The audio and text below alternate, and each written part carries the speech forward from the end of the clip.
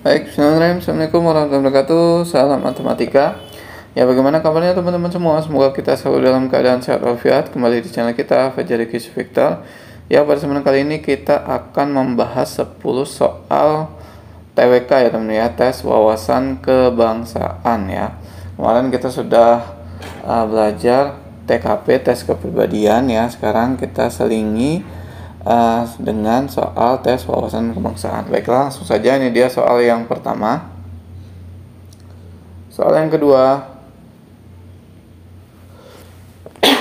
soal yang ketiga,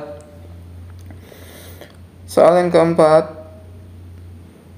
soal yang kelima, soal keenam, soal ketujuh, soal kedelapan, soal ke-9, dan soal ke-10. Baiklah, kita akan bahas satu persatu soal tes wawasan kebangsaan ya teman-teman ya. Oke.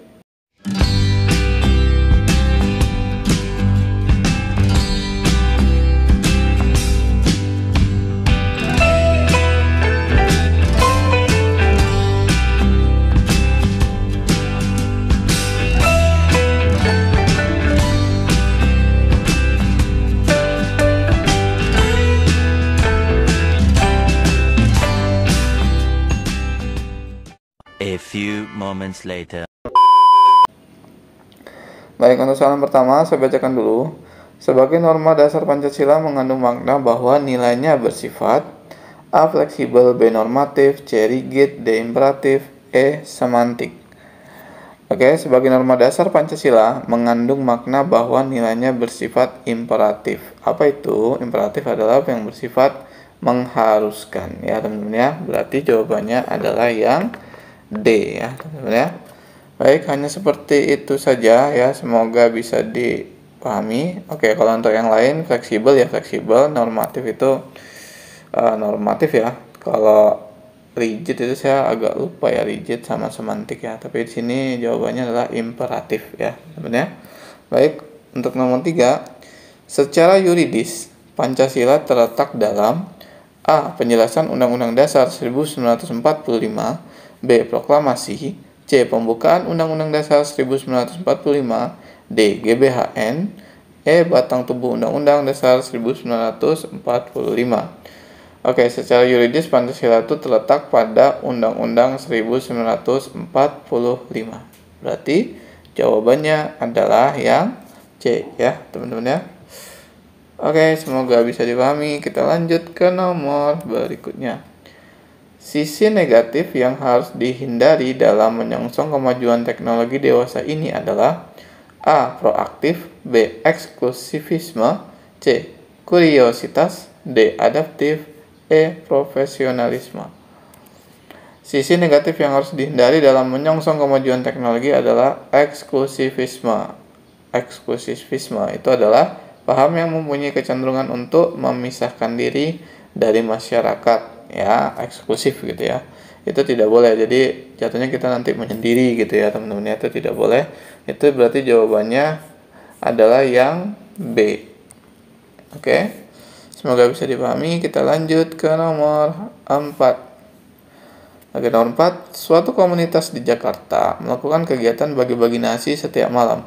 Hal ini bersesuaian dengan sila ke A1, B2, C3, D4, E5. Kegiatan bagi-bagi nasi setiap malam merupakan tindakan kemanusiaan, wujud kepedulian terhadap manusia lain. Hal ini sesuai dengan Pancasila, sila kedua. Berarti jawabannya adalah yang B ya. Sila kedua itu kemanusiaan yang adil dan beradab. Berarti kemanusiaan gitu ya. Oke, kita lanjut ke nomor 5. Soekarno menyampaikan pidato mengenai dasar negara pada tanggal A. 29 Mei 1945, B. 30 Mei 1945, C. 31 Mei 1945, D. 1 Juni 1945, E. 22 Juni 1945. Oke, Insinyur Soekarno menyampaikan pidato mengenai dasar negara pada sidang pertama BPUPKI tanggal 1 Juni 1945. Gagasan tersebut mengenai rumusan 5 sila dasar negara yang disebut Pancasila, yaitu 1. Kebangsaan Indonesia, 2. Internasionalisme dan pri-kemanusiaan, 3 mufakat atau demokrasi, 4 kesejahteraan sosial, 5 ketuhanan yang Maha Esa. Jadi di sini adalah 1 Juni 1945, jawabannya adalah yang D ya teman-teman ya.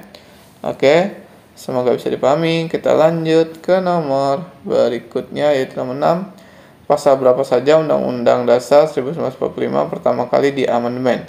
A. Pasal 5, 7, 9, 13, 14, 15, 17, 20, dan 21. B. Pasal 5, 7, 9, 13, 14, 15, 17, 20, dan 22. C. 5, 7, 9, 13, 14, 15, 17, 20, dan 23. Ini sebenarnya ada pilihan D dan E nya ya, tapi terpotong, tidak apa-apa. Pasal dalam Undang-Undang 1945 yang pertama kali diamandemen adalah 5, 7, 9, 13, 14, 15, 17, 20, dan 21 ya teman-teman ya.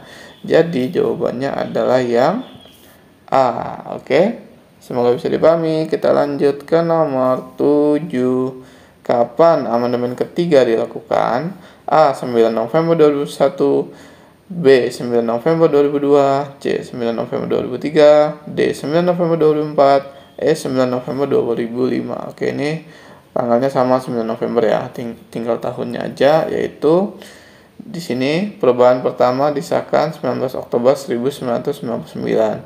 Perubahan kedua disahkan 18 Agustus 2000. Perubahan ketiga disahkan 9 November 2001. Sedangkan perubahan keempat itu 10 Agustus 2002 ya. Jadi yang ketiga adalah 9 November 2001, itu adalah jawaban yang A ya teman-teman ya. Baik, kita lanjut ke nomor 8. Di bagian mana dalam Undang-Undang Dasar 1945 yang menyebutkan tentang tata cara pembentukan Mahkamah Konstitusi? A. Aturan peralihan pasal 1, B. Aturan peralihan pasal 2, C. Aturan peralihan pasal 3, D. Aturan tambahan pasal 1, E. Aturan tambahan pasal 2. Oke, aturan peralihan pasal 3 menyebutkan bahwa Mahkamah Konstitusi dibentuk selambat-lambatnya pada tanggal 17 Agustus 2003 dan sebelum dibentuk segala kewenangan dilakukan oleh Mahkamah Agung. Jadi jawabannya adalah yang C ya teman-teman ya.